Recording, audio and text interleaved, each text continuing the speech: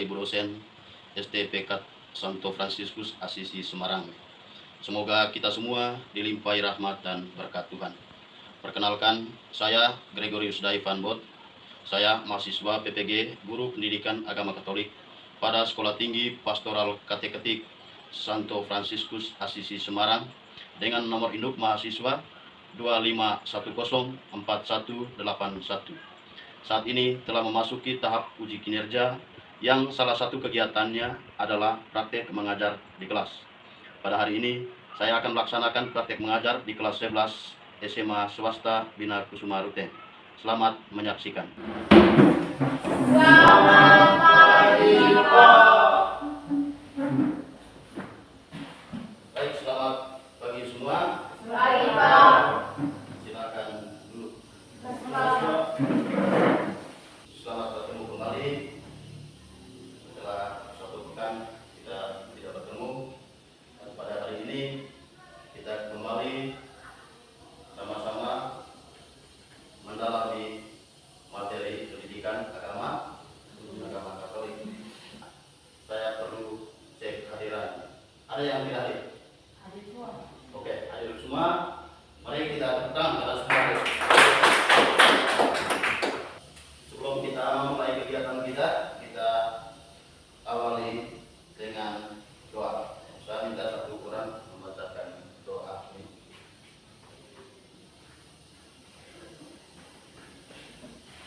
Baik, mari kita mengambil sikap berdoa. Doa dimulai.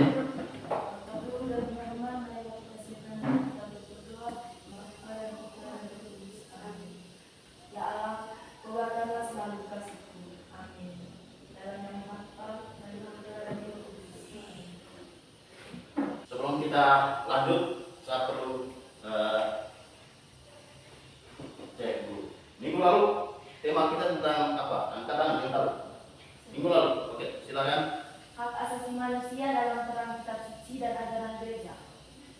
Hak asasi manusia Dalam dalam terang kitab suci dan dan ajaran gereja. ajaran gereja.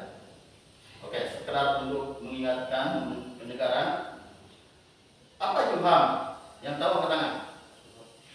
Silakan. Menurut Undang-Undang Nomor 39 Tahun 1996, HAM adalah sepangkat hak yang melekat pada diri manusia sebagai ciptaan Tuhan Yang Maha Esa. Oke. Mari kita beri aplaus.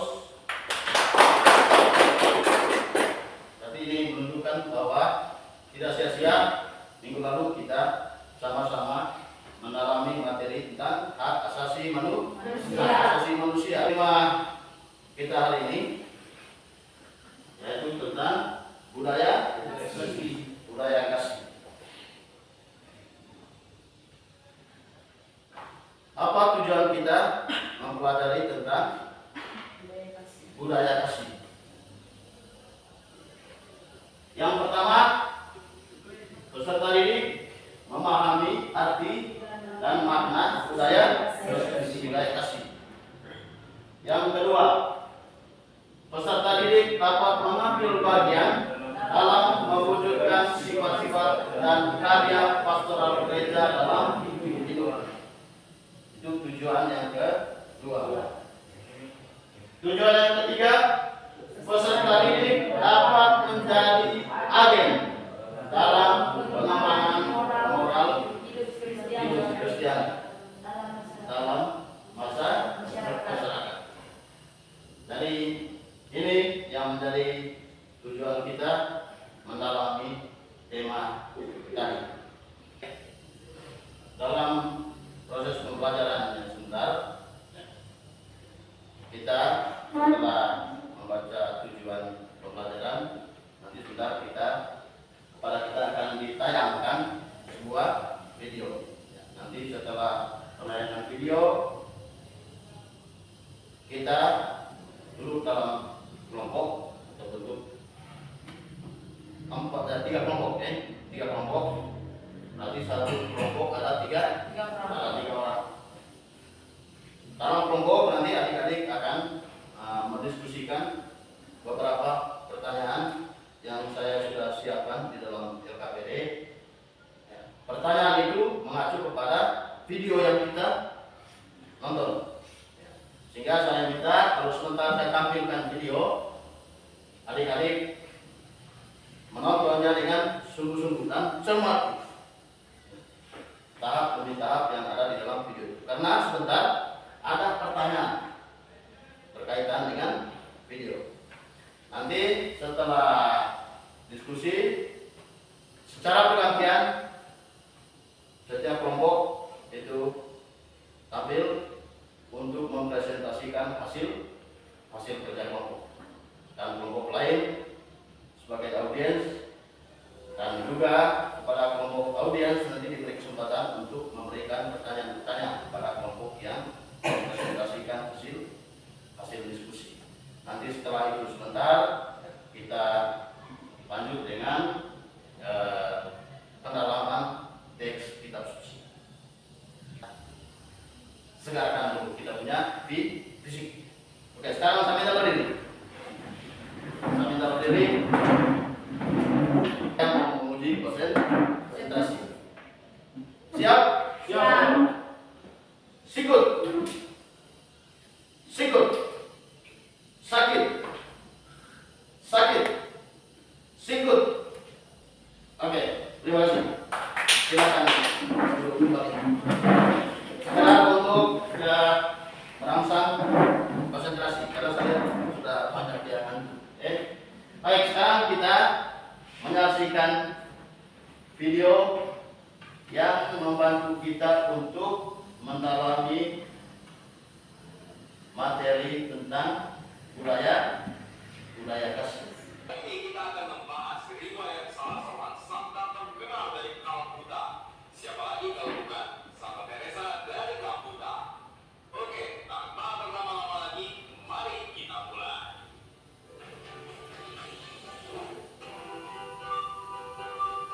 Angeles Borja Siu atau Agnes lahir tanggal 26 Agustus 1910 di Skopje yang sekarang sudah menjadi wilayah negara Makedonia Utara. Semoga dalam teladan Bunda Teresa kita juga bisa ya mewujudkan iman haram. Jelas videonya tadi? Jelas. Oke. Sekarang adik-adik saya minta duduk dalam kelompok. Ya,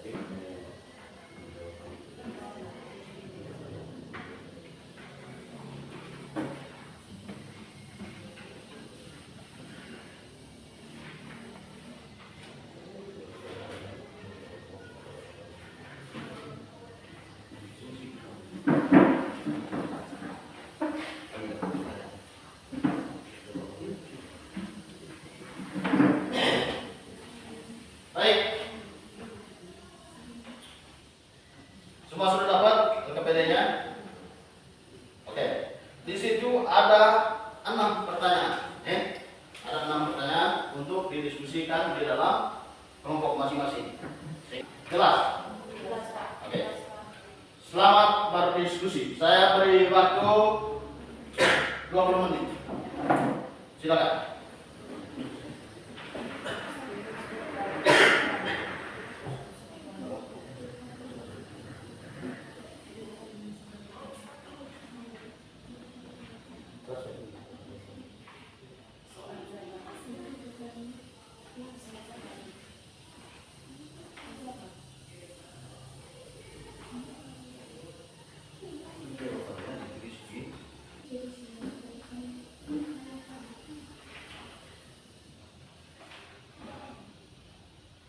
Di setiap kelompok kan ada buku, sehingga ini bisa menjadi sumber.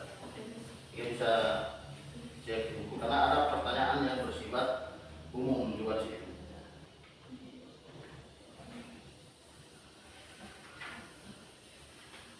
Oke, sudah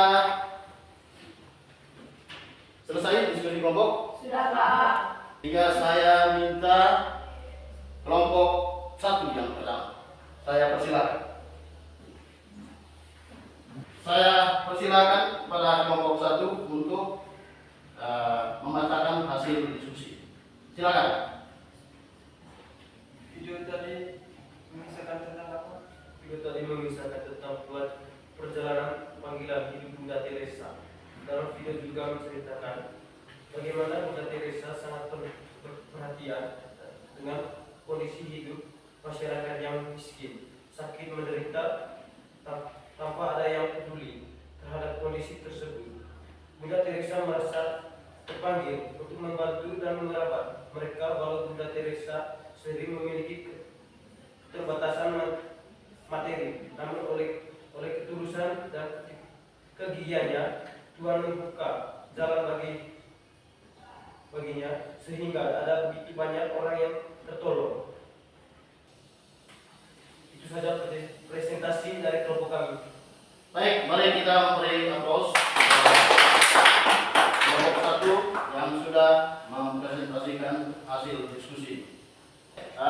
Saya beri kesempatan kepada kelompok 2 dan kelompok 3 untuk memberikan pertanyaan.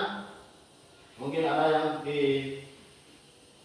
perlu ditanyakan kepada kelompok 1 berdasarkan hasil diskusi yang disampaikan oleh kelompok 1 tadi. Saya persilahkan.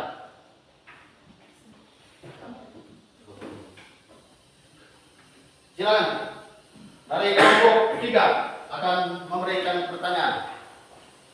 Kami dari kelompok 3 ingin memberikan pertanyaan kepada kelompok 1. Dari jawaban soal nomor 5 yang disampaikan oleh kelompok 1 tadi adalah, sebagai pengikut Kristus, kita hendaknya saling mengasihi tanpa pamrih.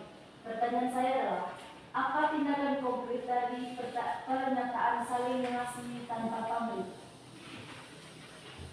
Oke, jelas pertanyaannya. Kelompok 1 jelas pertanyaan. Jelas? Oke. Saya persilakan kelompok 1 untuk memberikan jawaban atas pertanyaan kelompok 3. Silakan. Untuk menjawab pertanyaan itu, sebenarnya sudah kami jelaskan pada jawaban kami untuk soal nomor 6 di LKPD yang yakini jika kita memiliki cukup makanan, kita bisa bagikan dengan teman atau tetangga kita yang kita tahu mereka tidak punya makanan. Contoh lain, misalnya ada teman di kelas yang tidak punya pena, sementara kita punya ada lebih pena, maka kita sebaiknya memberikan satu pena kita kepada teman yang tidak punya pena. Dan masih banyak lagi contoh lainnya. Terima kasih. Baik, mari kita beri aplaus kepada kelompok 1.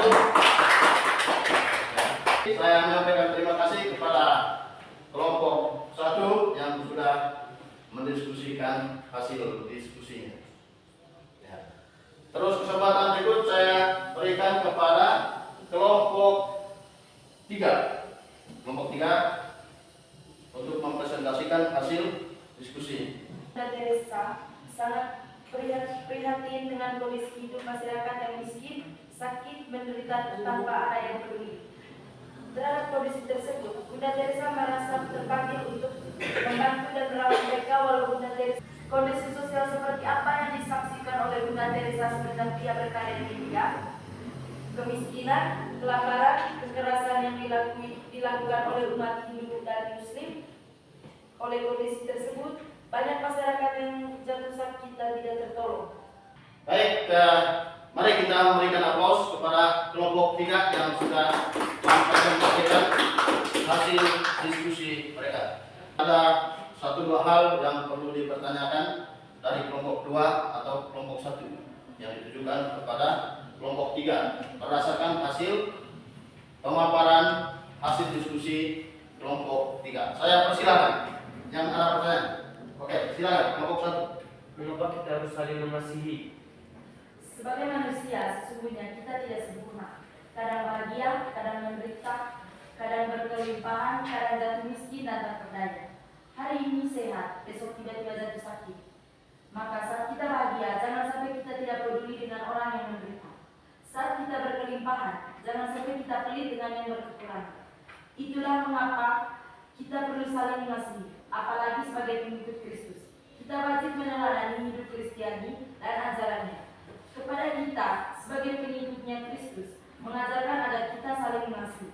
Kasihanilah sesamamu seperti kamu mengasihi dirimu sendiri. Dan sebagai anggota gereja, kita tahu ada banyak tokoh-tokoh dalam gereja yang sebagian dan bahkan seluruh hidupnya diabadikan untuk mewujudkan sikap saling mengasihi, seperti Bunda Teresa yang menjadi figur inspiratif dalam Gereja Katolik. Oke, mari kita berikan tepuk tangan jawaban yang luar biasa dari kelompok 3. Dengan berakhirnya diskusi dan juga presentasi dari kelompok 3, maka berakhirlah juga kita untuk mendalami video tadi yang mengisahkan tentang perjalanan panggilan hidup seorang Bunda Teresa. Sekarang kita lanjut ke tahap berikut, yaitu mendalami isi teks kitab suci. Teks yang akan kita renungkan bersama hari ini yaitu Injil Matius bab 26 ayat 47 sampai 56. Dan segera ia maju mendapatkan Yesus dan berkata, "Salam Rabi," lalu mencium dia. Di dalam NKPD jelas ada beberapa pertanyaan sih. Silakan diskusi kembali di dalam kelompok. Nanti sebentar setiap kelompok akan membacakan hasil diskusi mereka. Akan dibacakan untuk bisa diperdengarkan kepada kita semua. Oke. Saya beri waktu 15 menit untuk berdiskusi. Silakan.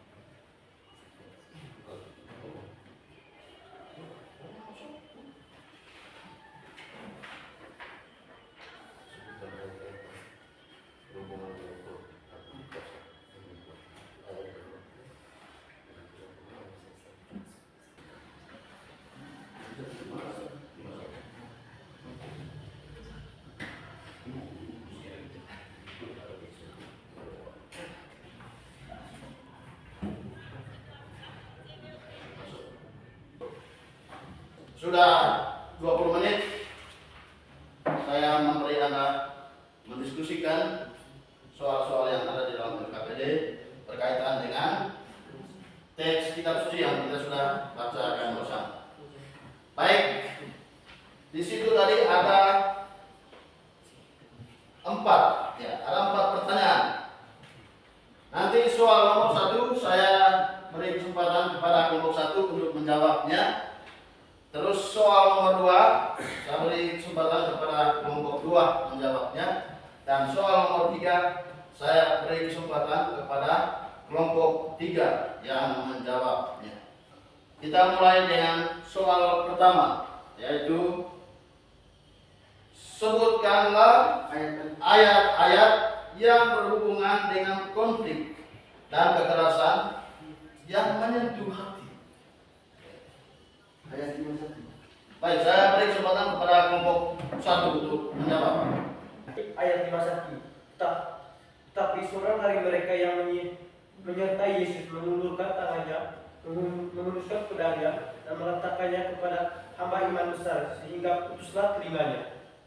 Itu jawaban nomor 1. Baik, Ayat 51. mari kita memberi aplaus kepada kelompok 1 yang sudah memberikan jawabannya, yaitu ayat 51. Ya, tetapi seorang dari mereka yang menyertai Yesus mengulurkan tangannya, menghunus pedangnya dan meletakkannya kepada hamba imam besar sehingga putuslah telinganya.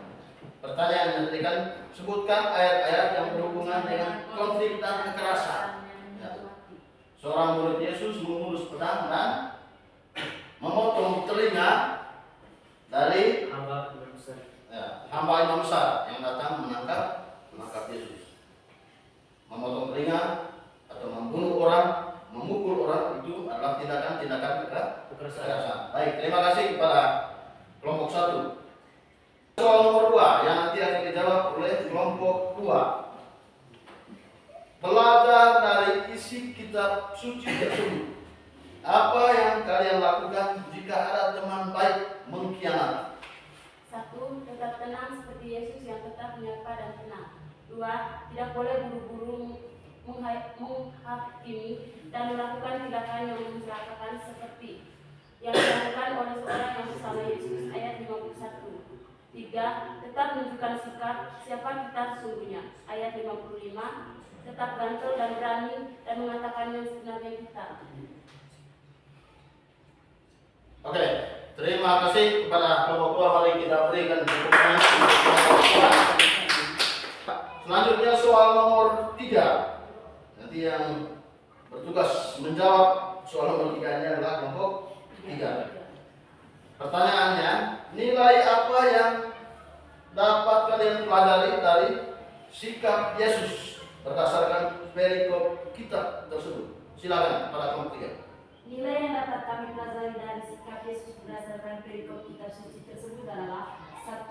Sikap tenang dan tidak mudah terpancing jika kita dikhianati, apalagi itu dilakukan oleh sahabat sendiri. 2. Menghindari kekerasan dalam menghadapi masalah. Baik, kita beri aplaus kepada kelompok 3. Sekalian yang saya kasih, setelah kita tadi sudah berdiskusi panjang lebar tentang budaya kasih, kita sudah dibantu dengan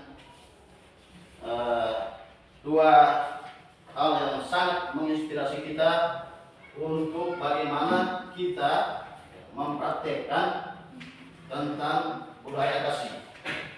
Kepada kita tadi sudah disuguhkan tentang kisah dari Bunda Teresa atau Mother Teresa dari Kalkuta. Orang yang penuh kasih, penuh kepedulian terhadap sesama. Terus kita juga sudah dibantu dengan teks Injil Matius bab 26 ayat 47 sampai 56.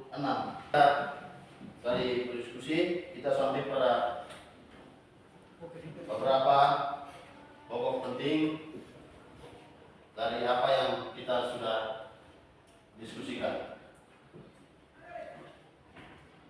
Yang pertama, perintah utama dan pertama dari ajaran Yesus Kristus adalah kasih. Kasih menjadi suatu perintah baru yang harus dijalankan sampai pada kesudahan hidup manusia itu sendiri. Yesus mengatakan bahwa kasih yang dia terima dari Bapanya, dia lakukan untuk manusia.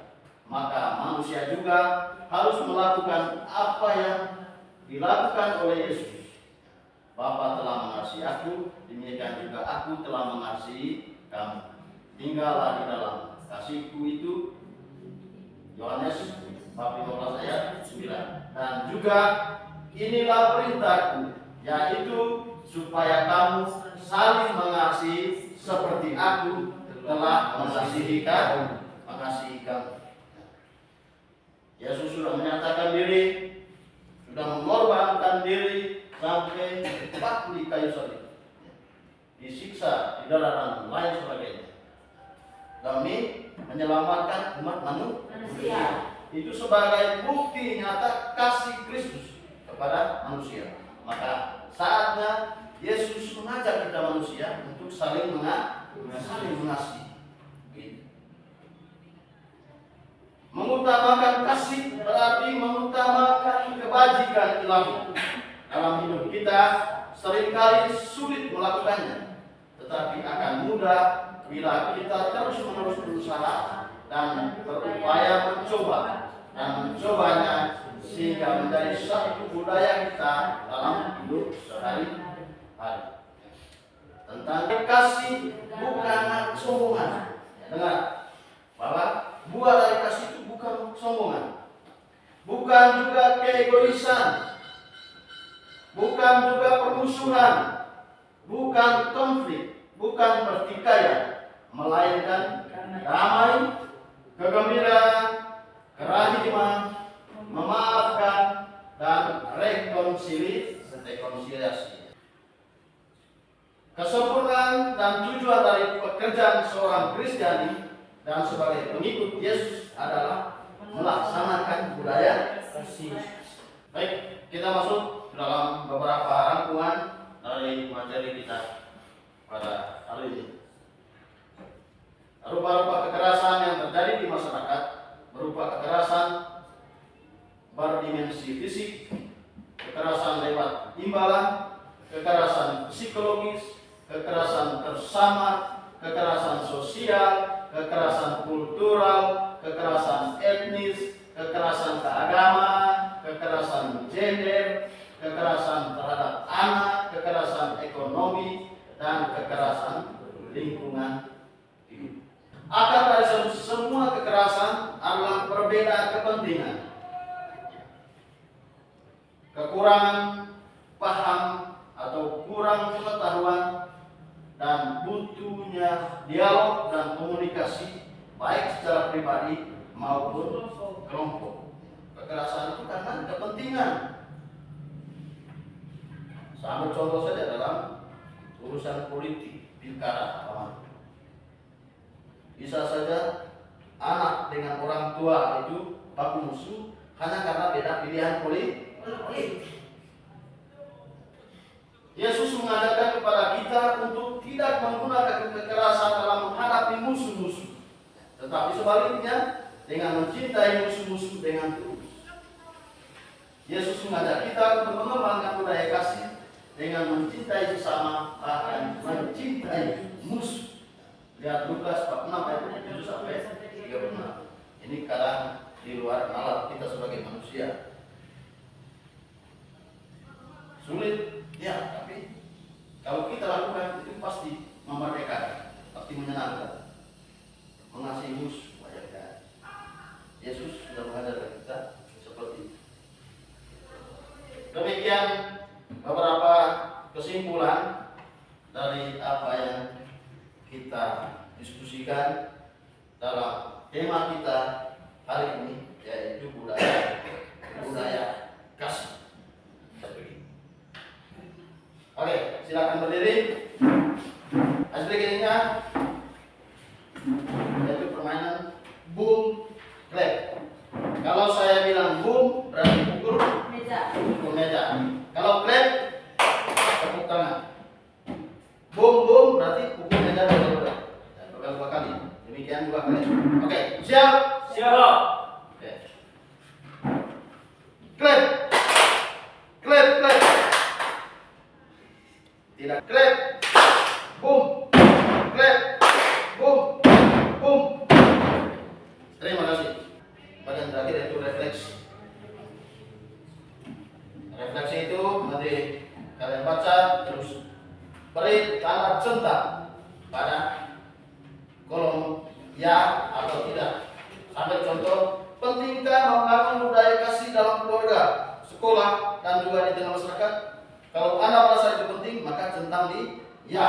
Kalau merasa tidak penting, centang di tidak. Sambil membaca dan menyelesaikan refleksi, dari tempat ini saya menyampaikan terima kasih banyak kepada adik-adik karena sudah mengikuti proses pembelajaran kita pada hari ini. Saya menyampaikan terima kasih karena adik-adik sudah sangat berpartisipasi baik dalam diskusi maupun dalam merespon apa yang saya sampaikan. Kita masuk ke doa penutup. Santo Fransiskus Assisi. Baik, mari kita berdoa dalam nama Bapa, Putra, dan Roh Kudus. Amin. Kita baca sama-sama. Tuhan, jadikanlah aku pembawa damai, aku suci, aku bangkit lagi untuk hidup selama-lamanya.